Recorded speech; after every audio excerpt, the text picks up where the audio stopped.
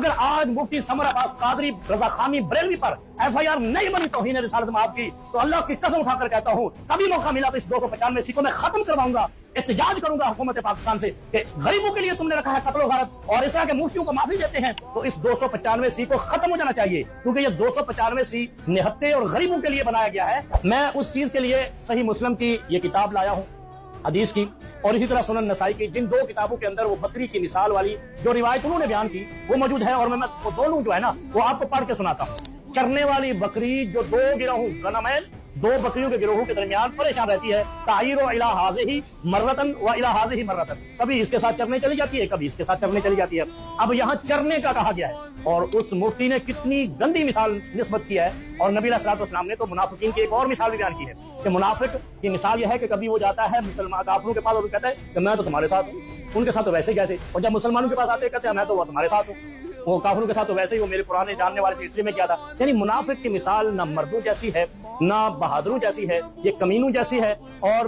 جاہلوں جیسی ہے۔ اب یہ دو حدیثیں میں نے آپ کے سامنے بیان کی، اب آتے ہیں مسئلے کی طرف۔ مفتی صاحب نے مسئلہ بیان کیا کہ بکری کی مثال ہے اور وہ کبھی اس بکرے ڈھونڈتی پھرتی ہے، انا للہ و انا الیہ راجعون۔ مفتی صاحب حدیث کی دونوں یہ کتابیں آپ کے سامنے پیش کر دی ہیں، آپ کے اندر یا آپ کے مسلک کے اندر کسی مفتی کے اندر یہ جرت ہے تو مجھے اس میں، یا آپ اپنی کتاب اپنے مطبع سے لے آئیں جو صحیح مسلم کی ہو اور صحیح سنن نسائی کی ہو، جس میں یہ لفاظ جو تو نے بیان کیے وہ ہو۔ پھر آپ بیان کر رہے ہیں فلانے نے کہا، فلانے نے کہا، بھائی فلانے نے غلطی کی ہے تو آپ نے گستاخی کیوں کی ہے،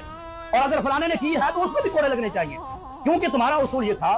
تو جس آپ کے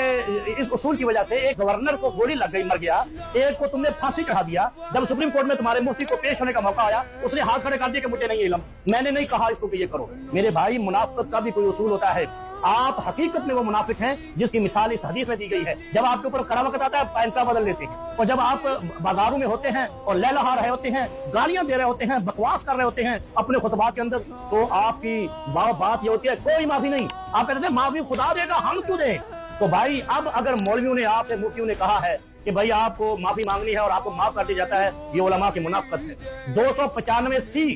اور اگر یہ نظام اب آپ پر FIR نہیں کاٹتا ہے 295 سی کے تحت، اس طرح کے مفتی پگڑیاں رنگ برنگیاں، کبھی پیلی، کبھی لال، کبھی ہری، کبھی کالی، کبھی چٹی، کبھی کچھ کر کے لوگوں کو بلیک میل کرتے ہیں، لوگوں پر فتوے لگاتے ہیں، لوگوں کی جانوں سے کھیلتے ہیں، عطرتوں سے کھیلتے ہیں، ان کی عفت سے کھیلتے ہیں، جب اپنی باری آتی ہے تو کہتے ہیں ہم تو مفتی ہیں، مفتیوں سے میں نے مسئلہ پیش کیا، انہوں نے کہا یہ غلطی نہیں ہوئی۔ کوئی مفتی لا کر دے جس نے لکھا ہو جو تم نے تقریر کے اندر بیان کیا، اور اگر نہیں ہے